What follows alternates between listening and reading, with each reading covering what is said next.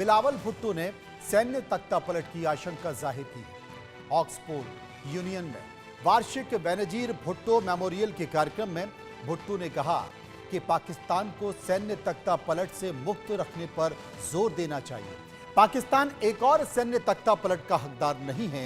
भुट्टो का यह बयान ऐसे वक्त आया है जब बलूचिस्तान से आजादी की मांग उठ रही है। खैबर पख्तूनख्वा में आतंकी हमले हो रहे हैं। महंगाई, बेरोजगारी से आवाम परेशान है। शहबाज शरीफ हर मोर्चे पर फेल होते जा रहे हैं। तो क्या ऐसे हालात में मुनीर सत्ता अपने हाथ में लेने की तैयारी कर रहे हैं? क्या मुनीर शहबाज शरीफ को कुर्सी से हटा देंगे? आज इसी मुद्दे पर हम चर्चा करेंगे। कई खास मेहमान मेरे साथ जुड़ेंगे, लेकिन इससे पहले एक रिपोर्ट आपके लिए तैयार की है। इस रिपोर्ट को गौर से देखिए।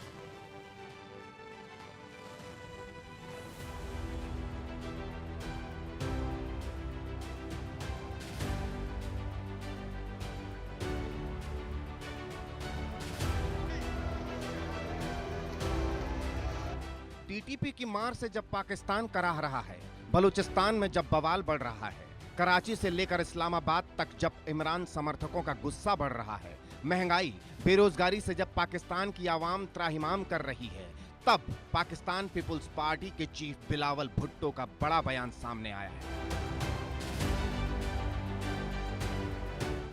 बिलावल भुट्टो जरदारी ने ऑक्सफोर्ड यूनियन में वार्षिक बेनजीर भुट्टो मेमोरियल के कार्यक्रम के दौरान सैन्य तख्तापलट की आशंका जाहिर कर पाकिस्तान में खलबली मचा दी। बिलावल भुट्टो ने कहा, पाकिस्तान को सैन्य तख्तापलट से मुक्त रखने पर जोर देना चाहिए। पाकिस्तान एक और सैन्य तख्तापलट का हकदार नहीं है। लोकतांत्रिक शासन, स्वतंत्र न्यायपालिका की रक्षा जरूरी है। आवाम बेहतर भविष्य की मांग कर रही है। पाकिस्तान की आवाम की मांग का सम्मान हो। बिलावल भुट्टो जरदारी के इस बयान के बाद सवाल खड़े होने लगे कि क्या पाकिस्तान में इतिहास दोहराने वाला है? क्या पाकिस्तानी आर्मी चीफ आसिम मुनीर कोई चाल चल रहे हैं? क्या शहबाज शरीफ को मुनीर सत्ता से हटाना चाहते हैं? क्या पाकिस्तान में तख्ता पलट होकर रहेगा?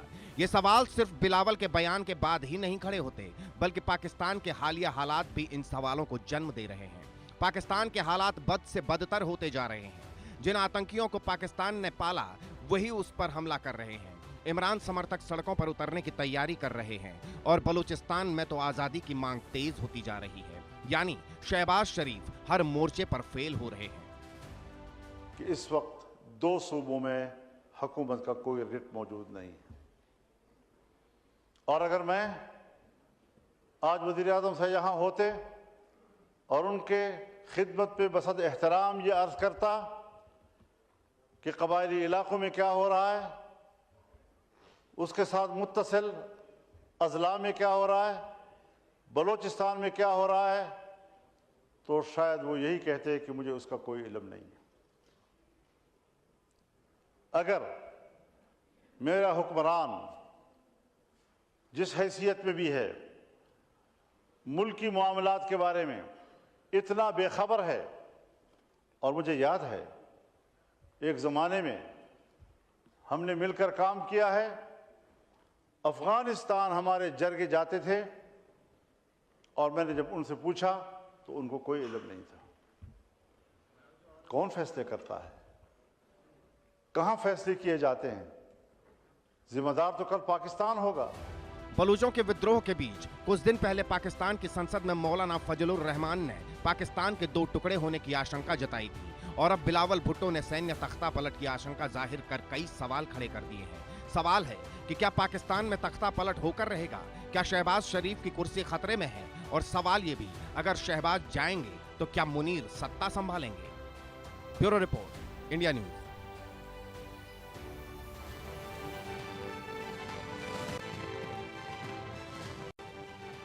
अब देश का सवाल क्या है? तख्तापलट पर बिलावल के बयान के मायने क्या है? क्या पाकिस्तान में फिर से सैन्य तख्तापलट होने वाला है? क्या पाकिस्तानी आर्मी चीफ कोई खेल करने वाले हैं? क्या खतरे में है पाकिस्तान के प्रधानमंत्री शहबाज शरीफ की कुर्सी? ये तमाम सारे सवाल इस विषय के इर्द गिर्द घूम रहे हैं और आज इसी पर हम चर्चा करने वाले हैं। मेरे साथ जुड़ रहे हैं संजीव श्रीवास्तव, जो कि विदेशी मामलों के जानकार हैं, wing commander retired Prafull Bakshi sahab, जो कि डिफेंस एक्सपर्ट हैं, प्रदीप कपूर, जो कि पूर्व राजनयिक हैं, राणा अली जोहेब जो कि पाकिस्तानी पत्रकार है और डॉक्टर रिशाद अहमद खान भी मेरे साथ जुड़ेंगे जो कि नेता PMLN है। विस्तार से चर्चा करेंगे, लेकिन सबसे पहले प्रफुल्ल बख्शी साहब के पास चलूंगा। प्रफुल्ल साहब, अगर बिलावल भुट्टो दूर देश की जमीन पर इस बात की चर्चा करते हैं और वो ये कहते हैं कि पाकिस्तान का लोकतंत्र उसको लेकर चिंता करते हैं, वो पाकिस्तान के मानव अधिकारों की चिंता करने लगते हैं, वो पाकिस्तान की स्वतंत्र पत्रकारिता की चिंता करने लगते हैं, तो उनके इन बयानों के या उनके इन भाषण के मायने क्या हैं? Thank you very much Manoj ji, मेरी आवाज आ रही है? जी बिल्कुल, आपकी आवाज आ रही है। सबसे बड़ी के तख्ता पलट तो बड़ी आम बात है पाकिस्तान में, तो बिलावल साहब को इतने हैरानगी क्यों हो रही है? हाँ, वो ये सोच रहे हैं कि बहुत टाइम हो गया है, अभी तख्ता पलट नहीं हुआ, तो शायद हो सकता है। देखिए, सबसे बड़ी बात है पाकिस्तान में ये तख्ता पलट जो है बहुत शुरू से चला आ रहा है। तख्ता पलट तो छोड़िए, आर्मी रूल चला आ रहा था, पर धीरे धीरे पाकिस्तान की आर्मी ने सीख लिया कि कभी घोड़े पे मत बैठो, पर घोड़ी की लगाम पकड़ के रखो, और वो ही करना शुरू कर दिया। अपना उन्होंने चाहा था प्राइम मिनिस्टर बैठा दो, उसको आप जो मर्जी हुक्म दो, कठपुतली की तरह काम करवाओ, और जब वो काटने पे उतर आए तो उसको फिकवा दो और दूसरे को ले आओ। हाँ, अब नौबत आ रही है किसी दूसरे को लाने की, ये बात जरूर है, पर जब आर्मी चीफ खुद शायद नहीं बैठेंगे और ना ही किसी आर्मी वाले को बैठाएंगे, ये बात है। इमरजेंसी के दौर पे 15-20 दिन के लिए कोई हो सकता है, पर नहीं, वो करवाएंगे डेमोक्रेटिक प्रोसेस दिखाने के लिए, और नया इलेक्शन हो या कुछ हो, जैसा भी करेंगे वो एक सिविलियन को बैठाएंगे, ये पक्की बात है। और उसके बाद में अगर हुआ, पर मेरे ख्याल में ये अभी काम निकालने की कोशिश करेंगे, और हमारे जो शरीफ साहब हैं उनको शायद एक मौका और मिल सकता है। हालांकि इतनी कोई नाराजगी की कोई बात नहीं है कि वो सोच रहे हैं कि हमें, बिल्कुल ही इन्होंने हमारी जिसको कहते हैं ये हमारे खिलाफत कर दी है। पर मैं ये भी बता दूं कि पाकिस्तान में जितने ट्राइबल्स हैं वो आर्मी के साथ में बड़े इजीली काम, बड़े रिलेशन बड़े अच्छे बनते हैं, क्योंकि आर्मी ने रेडिकल इस्लाम को इन्फ्यूज कर दिया है अपनी रैंक एंड फाइल में। इससे मुल्ला भी खुश है, इससे ट्राइबल भी खुश है, और उन ट्राइबल उनका साथ देते हैं वो उनका। और बलूचिस्तान की बात अलग है कि वहां पे आगजनी हो रही है, वहां पे अब क्या होगा उसकी ज्यादा फिक्र होनी चाहिए उनको, यानी कि या तख्ता पलट की। तो भुट्टो साहब को लंदन में बैठे हुए ये ख्याल आ रहा है उनको बलूचिस्तान की कोई परवाह नहीं है, तो वो बात होनी चाहिए। खैर, जो भी हो, आज मुनीर साहब इतनी जल्दी कोई हुकूमत लेने की बात भी नहीं करेंगे, दुनिया की नजर उन पे है, उनकी खुद की पोजीशन खराब है, आर्मी की पोजीशन इतनी अच्छी नहीं है, और चाइनीज नहीं चाहते कि कोई ऐसी चीज हो जाए जाकि उनके इंटरेस्ट को, उनके $100 बिलियन के इन्वेस्टमेंट को कोई असर पड़े, वो नहीं चाहते। वो तो कह रहे हैं कि आप जितनी जल्दी बलूचिस्तान को संभालिए ताकि हमारा गदार पोर्ट और गदार का एयरपोर्ट जो बना है वो सलामत रहे और चाइनीज सलामत रहे। पर मेरे ख्याल से और ये एक बात और है, हमको फिक्र होनी चाहिए, क्योंकि चाइनीज अपनी आर्मी को इन्फ्यूज कर रहे हैं बहुत बड़ी तादाद के अंदर, और जितने $180 बिलियन के जो आर्मामेंट बच गए थे अफगानिस्तान में, वो सारे के सारे अब वो खुलेआम दे रहे हैं अपने सपोर्टर्स को जो टेररिस्ट हैं, और आर्मी चाहेगी कि ये सारी की सारी आग जो भड़क रही है वो कश्मीर की तरफ जाए। और यही कारण है कि क्या पाकिस्तान की आर्मी चाइना के हाथों में खेल रही है, या चाइना पाकिस्तान को लेकर कोई प्लानिंग कर रहा है?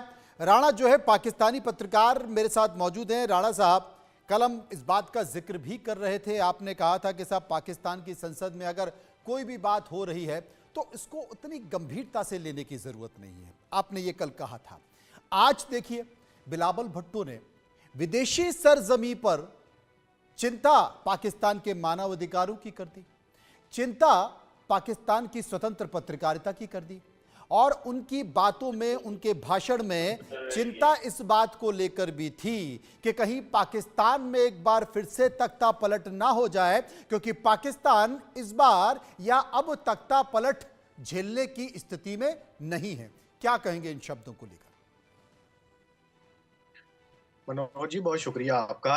आप मुझे बड़ी खुशी हुई है कि चले आपने बिलावल भुट्टो की जो स्पीच है या उनका जो खिताब है वो बड़े गौर से सुना है, और आपने ये ज़रूरत भी महसूस की है कि उनकी बातों को बड़े गौर से सुना जाए। देखिए, उन्होंने जहाँ पे पाकिस्तान की सियासत की बात की है, उन्होंने वहाँ पे रीजनल सिक्योरिटी और रीजनल स्टेबिलिटी की भी बात की है। उन्होंने ईरान और अफगानिस्तान और अमेरिका के ताल्लुकात की भी बात की है। उन्होंने भारत के साथ अपने ट्रेड रिलेशंस की भी बात की है। तो आपको पहले तो ये देख लेना चाहिए कि हमें इसमें से कौन सी ऐसी चीज है, कौन सी ऐसी।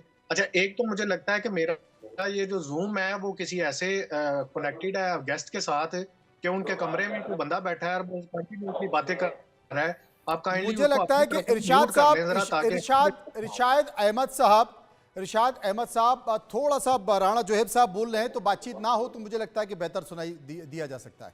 हाँ बोलिए, क्योंकि जितने भी अभी गेस्ट हैं वो सब स्क्रीन पर और शांत हैं। उनका बार बार स्क्रीन मेरे सामने आ जाती है, उनकी तरफ से शायद को बातें हो गई हैं उनके कमरे में बैठ के ना, तो ये डिस्टर्ब हो रहे हैं। ठीक कराए। अच्छा, गुजारिश अब ये है, मैं वापस उसकी तरफ आता हूँ, अपनी बात की तरफ।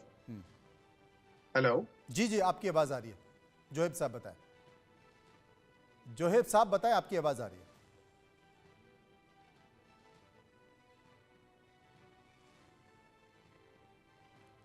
जोहेब साहब के पास हम चलेंगे। लगता है कि उनका फ्रेम जो है वो फ्रिज हो गया है, उसमें कुछ तकनीकी परेशानी आ रही है। इसी बात को लेकर मैं क्या इरशाद साहब जुड़े हुए हैं मेरे साथ पाकिस्तान से? इरशाद साहब, मेरी आवाज आपको मिल पा रही है? अनम्यूट कर लीजिए इरशाद साहब। मैं अनम्यूट हूं, आप बोलिए, आप बात कीजिए। जी इरशाद साहब, आज जिन शब्दों का जिक्र किया है, अपने भाषण का जिक्र